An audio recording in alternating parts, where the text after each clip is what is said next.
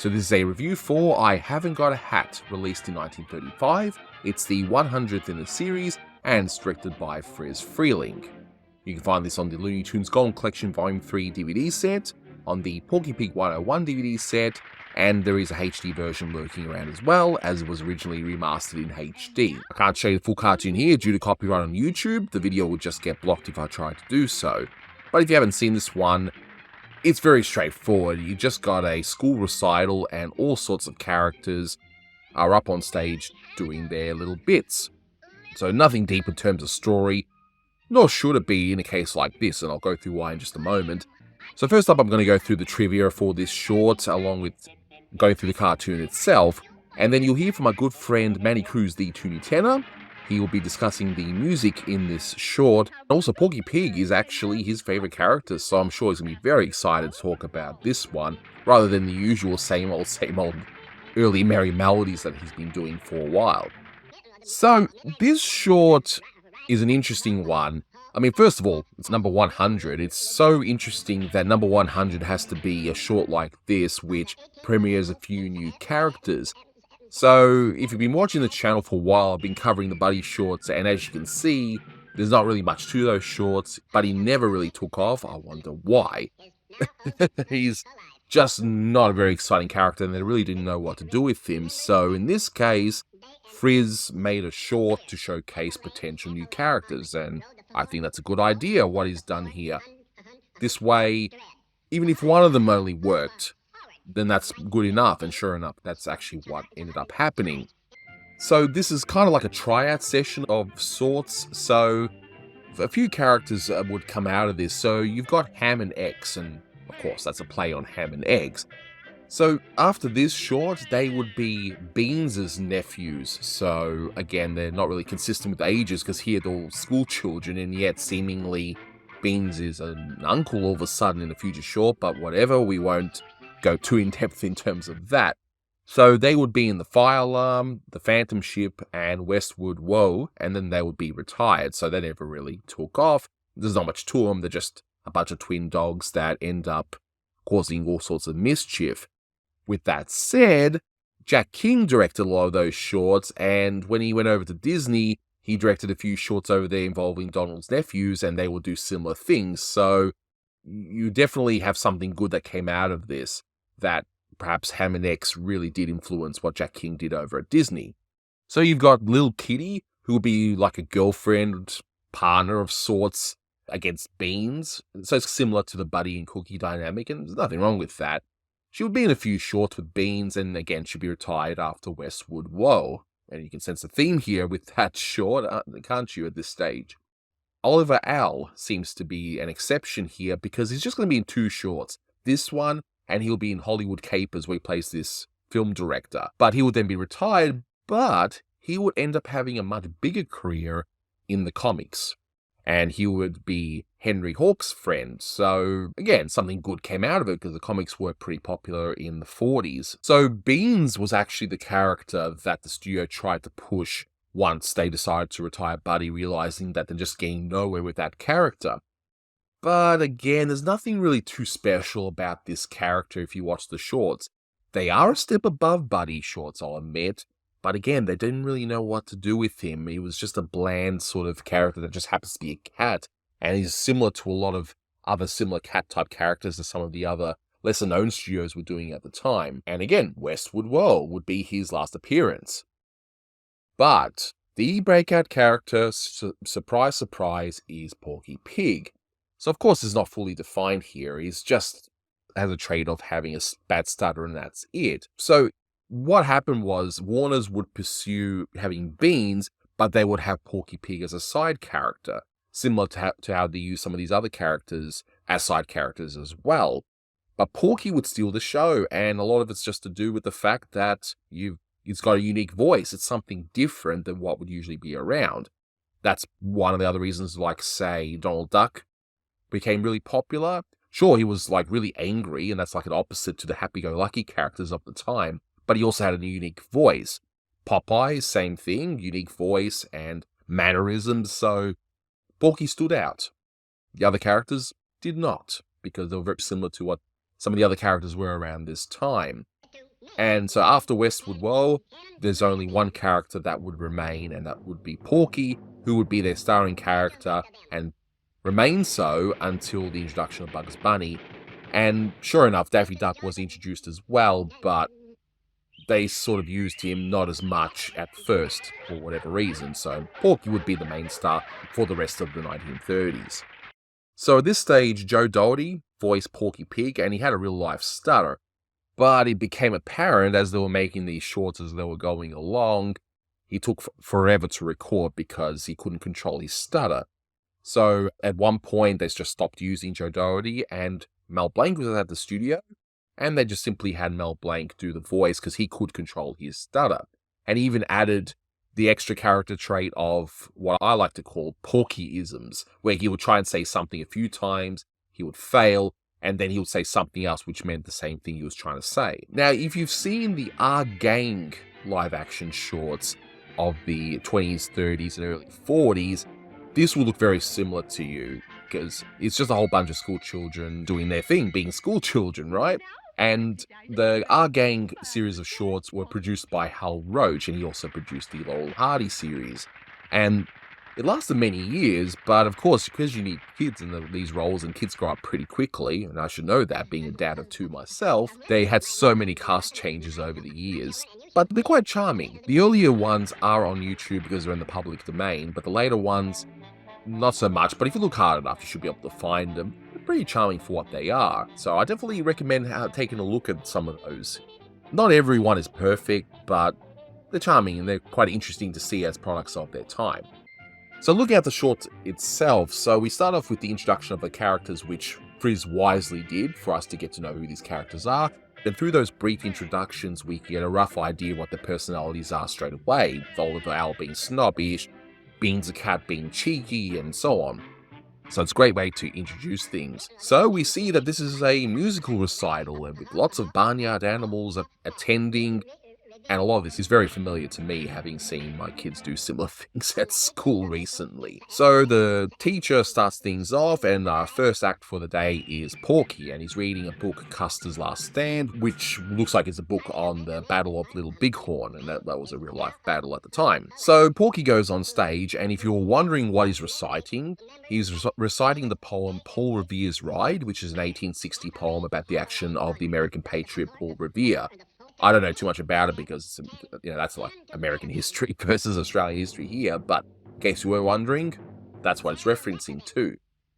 Now, some might look at this gag and think it's perhaps not acceptable, because people might think, oh yeah, this is just a way for people to laugh at someone's speech impediment and with stuttering, but I would argue this is more of a quote-unquote nervous kid kind of thing, where he's on stage, he's nervous, he's trying to get the lines out, and he's trying to do this speech. He's trying to reenact this poem that he's spent probably a lot of time memorizing, and the acting and scene is really good for the time period at least, especially when the close-ups happen. You can see that the animator, whoever worked on that scene, worked really hard in conveying Porky's nervous stutter, but also in trying to be dramatic in reciting this poem. And we even get that nice little touch where students on stage are going to make some silly mistakes, right? So he's pointing one way, but he actually was supposed to point the other way, and then he points the right way, but it's the wrong way again. So you can tell Frizz actually did put a lot of work in this one. There are those little added touches that make this short above the others that he was doing around this time. But seemingly the students have had enough, and they whistle for these dogs to come on the stage and essentially take Porky away. It's like, okay, he's going to be here forever.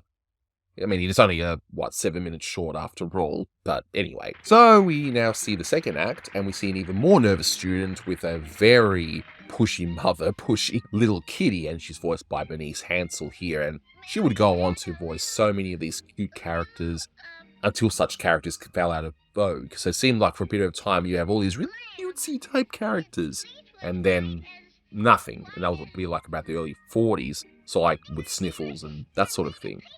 And this also has some very decent animation conveying the nervousness of the student, and I wonder if the animator had a child or knew of a child and they maybe saw a performance, and you can see the shifting of the legs and the shyness of this character. They did a pretty good job with this one, and I like how the more nervous she gets, the more faster the voice goes, and and she runs away in pure embarrassment. It's a cute scene. It's not funny. In fact, this short isn't particularly funny, but it's got enough really good moments to at least enjoy it. So we see the next act, which is Ham and X, which I would argue out of all the characters, you don't really know who these characters are. They're just twin dogs and that's it. So this one was probably the least successful out of all of them, but whatever. At least Jack King would end up finding at least some potential for him and then end up using their traits for the Donald's nephews later on. And they sing the title song, which my good friend Manny Cruz, the Toonie tenor, will certainly go into. Then we also see that snobbish Oliver Owl. Ooh, I hate that kid. No, I'm just kidding. That's a very obscure Simpsons reference right there. But we've all had that snobbish student in class. If you think back, you got at least one student that seemingly has all the best things, the best candy and so on, and you just want to smack him across the face, don't you? But anyway, naturally this sets up the last act as the song is going on. So the teacher introduces Oliver Owl, and by the way, the teacher is voiced by Elvira Ullman, and the vocal information all comes from Keith Scott's wonderful cartoon voices book. So we see Oliver approach the piano and start playing it. The song portions, again, will be covered by my good friend Manny Cruz, and we all know that Beans is going to do something. He wasn't happy that Oliver's not sharing his candy with him, so he sneaks out, and while he's doing so, we get a nice little scene where it showcases Frizz's timing with the music on the piano, and sure enough, the notes may not be 100% accurate, but it's still pretty good timing at least, and we see that Beans just throws in this cat and dog. Why not?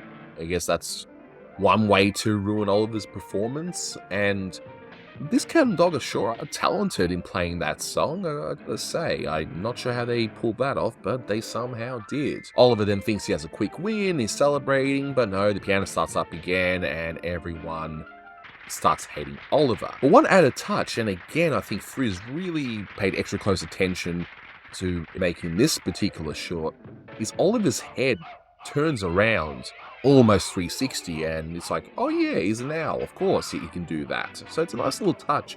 You may not notice it straight away, I mean I didn't, but it's a nice little touch, I like it. So everyone now hates Oliver Owl, despite the fact he didn't actually do anything wrong. I mean, sure he's snobbish, but he was just going to go up and play the piano, and Beans is the one that caused the issue, but whatever. But you know what, the message here is, share your candy, okay? That's the message here. But Beans then gets attacked with green pen ink from Oliver Owl, and then Beans gets red paint thrown onto Oliver Owl. Is that symbolism for two-strip Technicolor? Nah, it would have been just easier to do.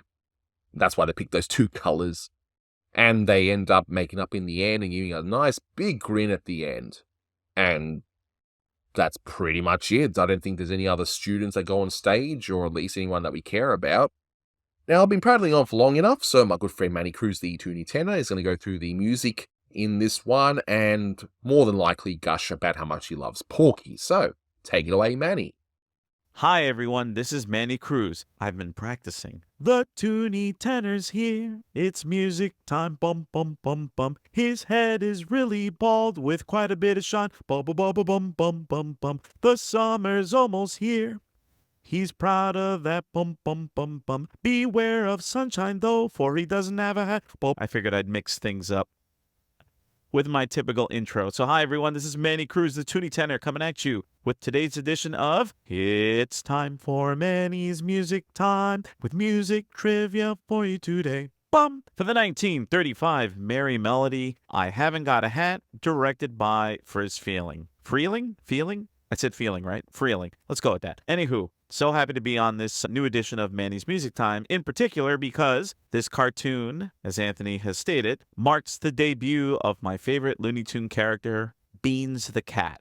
Sorry. Oliver Owl. No, I'm sorry. Little kid. I kid. This is the debut of my favorite Porky Pig. And little did they know that this smaller character in this group of characters who were based off our gang, or the Little Rascals, would go on to become the first big Looney Tune star and the oldest that still currently exists. I mean, if you go up to a casual fan and say, hey, are you a big fan of Buddy? Well, nobody's a fan of Buddy. Hey, do you know Bosco? Do you know who Foxy is? Nobody's going to know it, but everybody knows who Porky Pig is. You know, Porky, Daffy, Bugs, Elmer, Tweety, so on and so forth. So I'm glad to see my boy Porky get his shine in this cartoon. And to address some rumors that are going on, I do have a hat. I actually do have quite a bunch of hats. I like wearing baseball caps in particular, especially of New York Yankees. And I actually do have a hat of Porky Pig that I got off New Era, which is the company that makes fitted baseball caps. But I have one Porky, and I have one with the Looney Tune logo on it. I'm thinking of getting some other ones. They're not cheap, though. But I saw like an Elmer Fudd one I liked, Yosemite Sam, Bugs, obviously Daffy, and a few others. So no more talking about hats. Let's talk about this cartoon. And I don't have a hat on right now because I'm indoors, and that would be quite weird. Okay.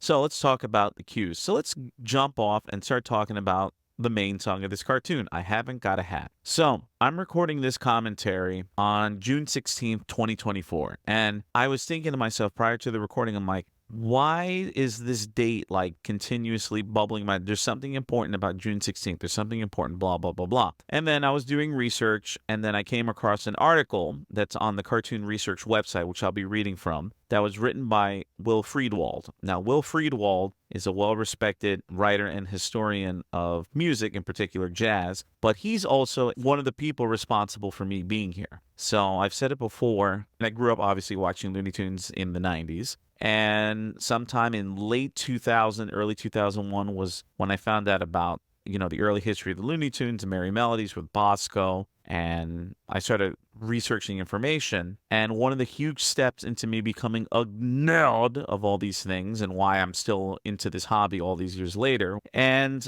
I was like, I need a book that's going to give me more information about Looney Tune history. And I found Looney Tunes and Merry Melodies, a complete illustrated guide to the Warner Brothers cartoons, which was written by Jerry Beck, probably the most well-respected animation historian out there, and Will Friedwald. And I think it's kind of nice that I'm going back to my roots, and the article that I'll read about this particular song was written by Will Friedwald. But going back to what I was talking about with June 16th, so early 2001, I got Jerry and Will's book, which I still have today. I actually have 2 copies. My first copy is all beat up because I annotated it. I had like highlighting marks and notes about if this cartoon was in black and white, if I had it in my collection, when I used to record off of VHS, just insanity. And I have a newer, fresh copy that, you know, just sits in my bookshelf. But the reason why I bring up June 16, 2001 was that was the day that I joined the old Termite Terrace Trading Post forum that was part of the larger Toon Zone website. And Toon Zone was the website that I discovered the information about the early Looney Tunes and Merry Melodies back in those days. So it's like everything's coming full circle with my love of these cartoons. And I've been researching them for 23 years now.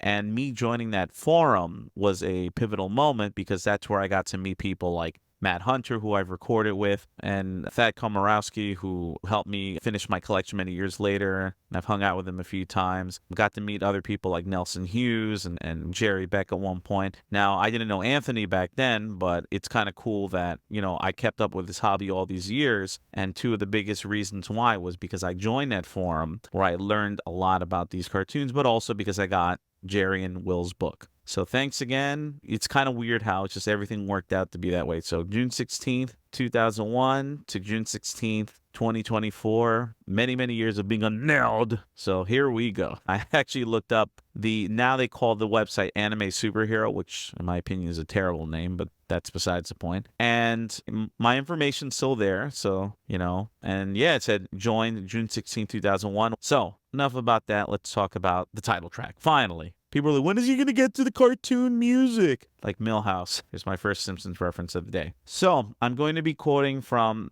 I Haven't Got a Hat, which was published on August 14th, 2013. And I quote, the song is called I Haven't Got a Hat. The alternate title is I'll Tip My Hat. It was copyrighted in 1934, and the authors were Buddy Berner and Robert D. Bob Emmerich. It was introduced in a musical short titled Georgie Price in Tickets Please, which was released in March of 1935. And I'll continue on, and I quote, most of the songs that were used as the titles of Looney Tunes and Merry Melodies were hand-me-downs from Warner Brothers features. For example, I've Got to Sing a Torch Song, A Long Flirtation Walk, etc. But there were a few that originated with the studio's live-action musical short subjects division. Both Pringle, I'm thinking of food now. Both Bingo Crosbyana by Sanford Green and I Haven't Got a Hat began life this way. The latter being performed by the singing trio, the Three Sizzles, in a Vitaphone Broadway brevity musical short titled Tickets Please, which once again was released in March of 1935. This cartoon was released in the same month, March 2nd, which is considered to be Porky Pig's birthday. And in the article, if you want to check it out, it's available on YouTube. You could see an excerpt of the short that I Haven't Got a Hat originates from. So it's a bunch of young college dudes. They see a pretty girl walking by, and then they start singing the song. And those three gentlemen are the Three Sizzles, a singing group which I unfortunately couldn't find a lot of information about. So sadly, maybe one day I'll be able to. I'll tip my hat to you. I'll do just that. Take it right off for you, but I haven't got a hat. I'm just a college boy, even at that. I'll tip my hat to you, but I haven't got a hat. I'm really not a sap, it's plain to see. But if I wore a hat, they'd never let me back in the university. I think you're swell, I do. I'm standing pat. I'll tip my hat to you, but I haven't got a hat. So I'm going to continue quoting on from the article, and I quote, "You might say that this is what is now known as a lateral move, but at the time, the cartoon department was at the absolute bottom of the studio's food chain. For Warner's in 1935, cartoons were still mere filler on theater programs. It wasn't until a few years later that Warner Brothers would boast a regular cast of the best beloved animated characters in the world, Bugs Bunny, Daffy Duck, Porky Pig. And not coincidentally, the latter's star first saw the light of day, albeit in barely recognizable embryonic form, and both hatless and pantless, in this 1935 Merry Melodies cartoon, I Haven't Got a Hat," unquote. He's hatless. I repeat, hatless. There's my second Simpsons reference of the day. I am not wearing any pants. Isn't that what Homer says? There's my, oh God, hatless and pantless. And of course, my brain goes to Chief Wiggum and Homer. All right, let me continue on with this article. And I quote, "The song itself had no life beyond these two short subjects appearances. It was published in 1934 by Remake Music Corporation, New York, one of the publishing houses owned by Warner Brothers. The sheet music cover makes no mention of Tickets Please, but it seemed to have been used in that short at least a few months after the song came out." I tip my hat to you. I do just that. Take it right off for you, but I haven't got a hat. I Haven't Got a Hat was never recorded commercially, although it's gained a kind of after-the-fact immortality as being the title of the cartoon to introduce Porky Pig. Co-composer Buddy Berner would have long careers in the music industry, being responsible for two all-time jazz standards, The Night Has a Thousand Eyes, widely recorded by all the major modernists, including John Coltrane, Stan Getz, and Sonny Rollins, and Poinciana. Berner would contribute the highly successful English lyric to one of the most famous Brazilian songs ever. The song takes up exactly 40 seconds in a cartoon. It's sung by two little dogs in a school talent show setting. They share the voice of Bernice Hansel, also known as Bernice Hansen, who supplies all the voice tracks for the studio's little cute characters of the 1930s, although here she's joined by a basso, who actually gives the performance his humor, the contrast of his deep, profundo, wordless notes against her trilly soprano, and the incongruous of that deep voice coming out of a tiny little dog. Likely, director Friz Freleng was compelled to build a cartoon around the song by the studio. I'm just a college boy, even at that. I tip my hat to you, but I haven't got a hat. I'm really not a sap, it's plain to see. But if I wore a cap, they never let me back in the university. I think you're swell, I do. I'm standing pat. I tip my hat to you, but I haven't got a hat.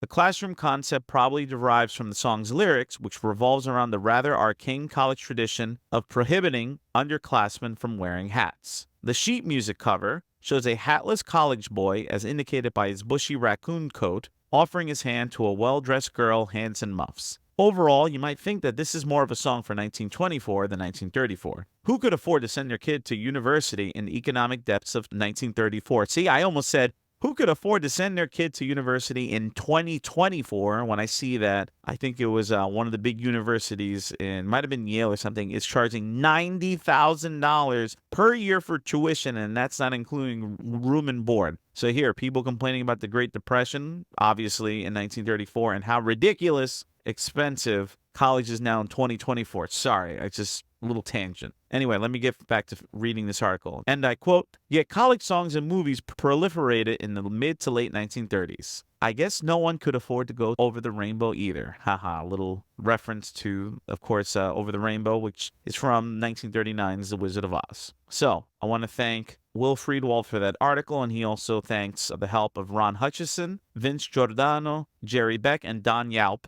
for contributing to this post. And it's a great post on Cartoon Research. Check it out. I usually start first on Cartoon Research for James Parton's Needle Drop Notes. It's like my reference point, and then from there I go on in my research. But his article said, hey, go read this article by Will to get more information about I Haven't Got a Hat. So thank you so much for that, Will, and great stuff. Now, real quick about Robert Emmerich and Buddy Berner, the composers of the title song. So there isn't really much information about Robert Emmerich. I'm getting this from the IMDb website, which I know is not always the most accurate, and it's very short. So Robert Emmerich, composer, he was born July 26, 1904. He was born in New York City, and he died May 13, 1988 in Broward, Florida. Another composer that I've managed to exist at the same time, albeit for only 2 months, because when he died, I was only 2 months old. And yeah, that's pretty much all the information for him. And if you look at the credits of IMDb, it mentions that I Haven't Got a Hat was used, obviously, in this cartoon. It was also sung by the Rats in the cartoon A Sunbonnet Blue, A Merry Melody from 1937 from Tex Avery. And I didn't even know this until recently, but I Haven't Got a Hat was in the recent Addams Family films. I actually saw the clip of Uncle Fester singing I Haven't Got a Hat, and it's very heavily based off the performance from this cartoon. Because in this cartoon, as you know, Ham and X, the twin puppies,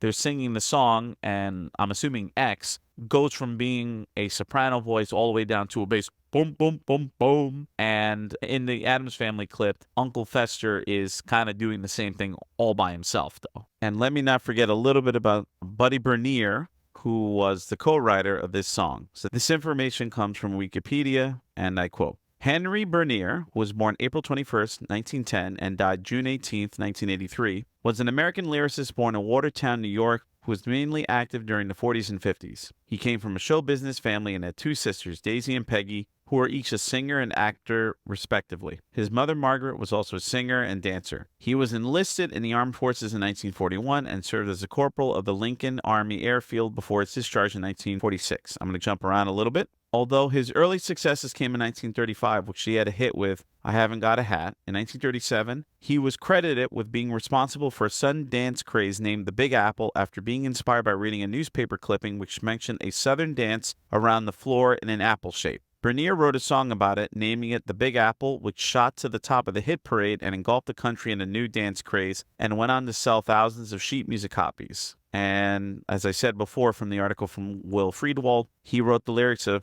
Poinciana, I'm assuming that's how you say it, a song by composer Nat Simon, which was first introduced in the 1952 film Dreamboat. Despite having written the song in 1936, he confessed in 1944 to have never seen a Poinciana tree, although hoped that he would do so during his time in the Army. And as I said before in the Will Friedwald thing, he was the lyricist on The Night Has a Thousand Eyes, not to be confused with the Bobby V song of the same name, which he co-wrote with Jerry Brannon and was covered by John Coltrane, Harry Belafonte, and others. He was married to Joe Berner and had two daughters, Cindy, who worked as an artistic director and choreographer, and Robin Berner, who became a flight attendant. Berner died on June 18, 1983 at Norfolk, Virginia at the age of 73 as a result of alcoholic cardiomyopathy. So he was a drinker and it caught up to him, sadly. He lived in Kill Devil Hills, North Carolina, and he was cremated. So that comes from Wikipedia. And speaking of the title song, I double-checked Keith Scott's book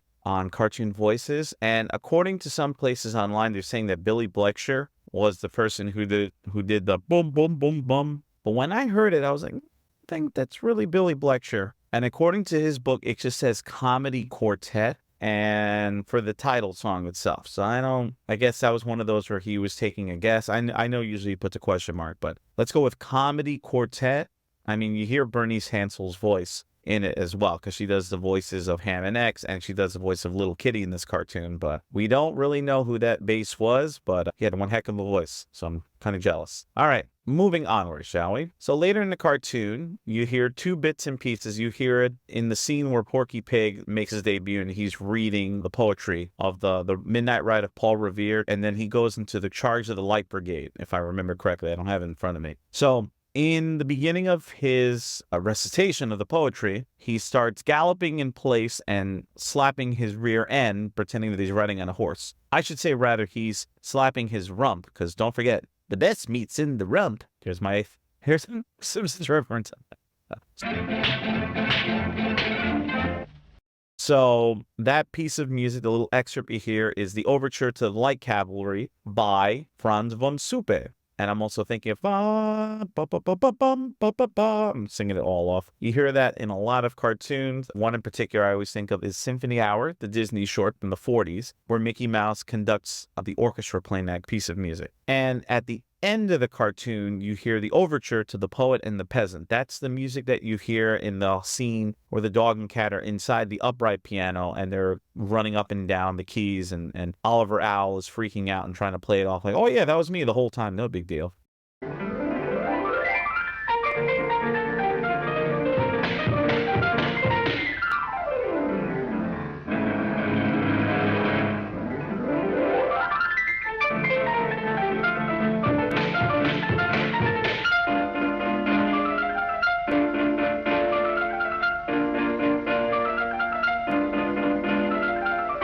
If you want to know more information about Franz von Suppe, I would recommend that you listen to the commentary for Shake Your Powder Puff, where I go into detail about his love, okay? The next cue you hear is The Girl I Left Behind Me, which also occurs in the scene where Porky's reciting the poetry. That's the part where he stops and he briefly pulls out the American flag, and how appropriate, because I recorded this June 16th. 2 days ago was Flag Day here in the United States.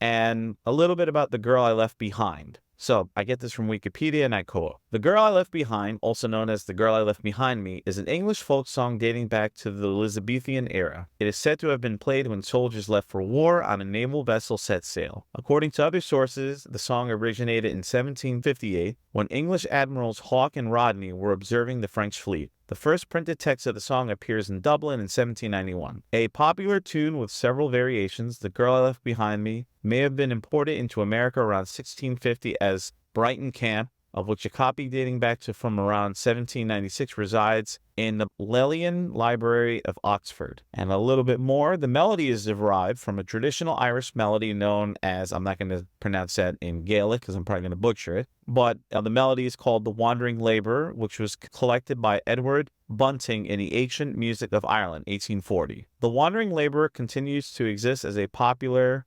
Seanos song, I probably said that wrong, I apologize, in traditional Irish-speaking communities, although it is unknown whether its lyrics predate The Girl I Left Behind or if the lyrics were later to addition to the Wandering Labourer melody. So,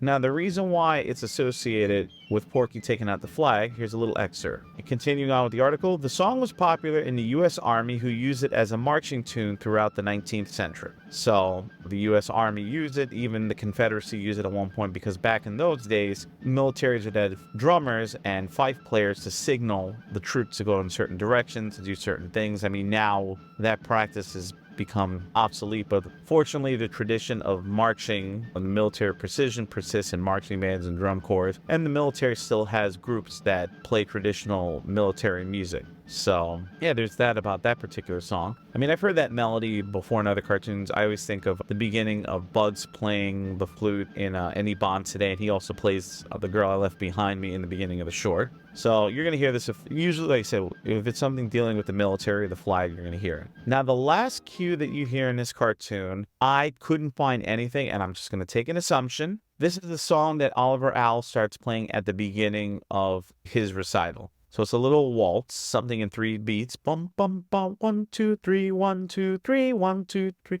bum, bum, bum, bum, bum, bum.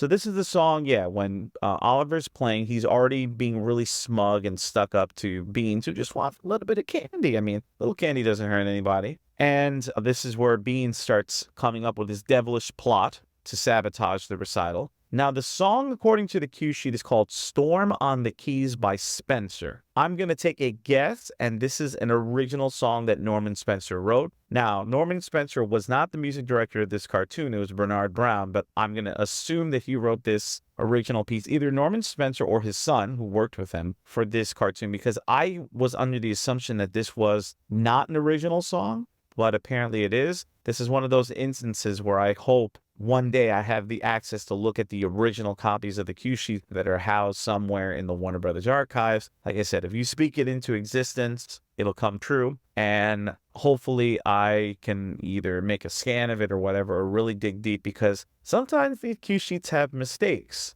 Because I know, because I got an email from someone a few days ago that I made a mistake in a prior Manny's Music Time, and I will be recording that revision very soon. So keep your ears peeled for that one. So yes, I make mistakes, heaven forbid. I just want to briefly give some thoughts about the cartoon itself, because as someone who's worked in public school education as a music teacher and having to deal with concerts and recitals, you get a new appreciation of this cartoon. I'm not as friendly as Miss Cud sometimes. Well, I don't have experience as a classroom teacher. I have experience as a music teacher. But, trying to put these kids on to perform and do their best and whatever. And sometimes it works out spectacular, and sometimes you're just like, you tried your best and you failed miserably. The lesson is never try. There's another Simpsons reference. Nah, my kids, over the years have done great, and I'm proud of the work they've done. But I can't help but laugh at some of the scenes in this cartoon. It just make me crack up at just the predictability of having children perform and, having the parents come or whatever. I'm scanning the cartoon right now. I don't think I've ever had a student who stuttered quite as much as Porky, but and it's not just kids, it's adults too. Like if you go to a karaoke thing or an open mic and you just have that one person that's just going on and on, you're kind of like, all right, my dude, like it's time to get off the stage, you get it. Now, it'd be great to have a bunch of cute dogs run on the stage and bark, maybe send my dog Nina out to say, all right, that's it, wrap it up. But I really love just not only Friz Freeling's timing in some of these gags in the scene with Porky, but, you having the breaking the light bulbs to create like the gunshots and the drums on Tommy Turtle's shell. I thought that was really cool. It'd be cool if maybe the Ninja Turtles did that. They played their shells like a drum. And of course, the scene with little Kitty coming out and reciting Mary Had a Little Lamb, and it just makes me laugh because there have been times with my kids, I'm like, guys, watch me. I'm going to give you the cue, or I'll say the right word, and then they wind up saying something completely wrong, and I'm like, Mary, her fleece was white as cornflakes, and I'm like, oh, God. But that scene always cracks me up, to see the cornflakes, and how confident little Kitty is. Now, after that, you see her having to use the bathroom. And I have a very strong rule in any time I perform that I have a pre-performance, I call it a triple P, a pre-performance. You insert the word for whatever bodily function comes in next. But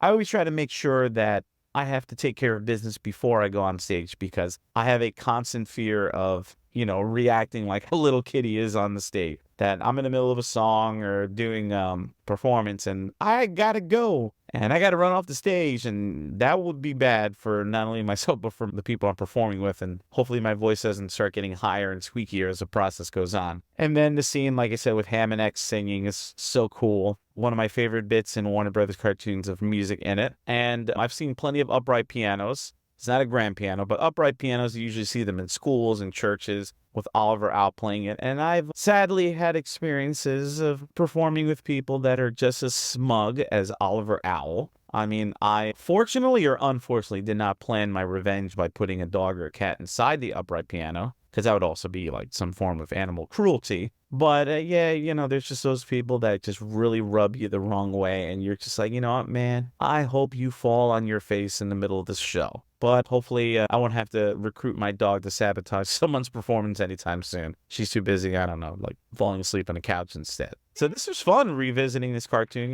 the debut of my favorite Porky. And it's one of my favorite merry melodies of this time period. It's not as dull or as boring as some of the other ones, but I could be biased. So these are my thoughts for I Haven't Got a Hat from Friz Freeling, Porky's debut, March 2nd, 1935. Porky has the same birthday as my nephew, March 2nd. So yeah, it was always fun coming on to record and talking with you guys. Please follow me on social media at The Toonie Tenor, TheTooneyTenor, for more information about my life as a musician and multifaceted geek. And as I said before, it's been 23 years since I've really seriously gotten into this research, give or take, if you want to put June 16th as the date. So 23 years of being a cartoon geek, and obviously many more years of being a musician, and looking forward to doing more. So thanks for listening, and that's all, folks. That's all, folks. Thank you, Manny. In terms of entertainment, now, I gotta be careful here because, look, this is not a go-to short for me. It's not exactly peak Looney Tunes for me or anything like that, and some may argue that this is just probably more important from a historical point of view. Not just the fact that it's the 100th, but also introduced Porky and several other characters that they were trying out. No, it's a charming short. It's cute. It's got nice timing. The title song's nice, which seems like they just had to shove it in, but it worked out pretty well in this case. And if it wasn't for this short, we probably wouldn't have the Looney Tunes of today. But entertaining, it's not funny, but it's very charming. You know, this gets 7 out of 10. I think it's a nice little short. It's definitely better than a lot of the recent Friz efforts, so it seemed like he really focused more on this one, because maybe he just knew that Buddy was not working, and if they couldn't turn things around, he may not have a job. I don't know. But that information lost to time. In any case, that'll do it for this one. Thank you so much for watching, and until next time, take care.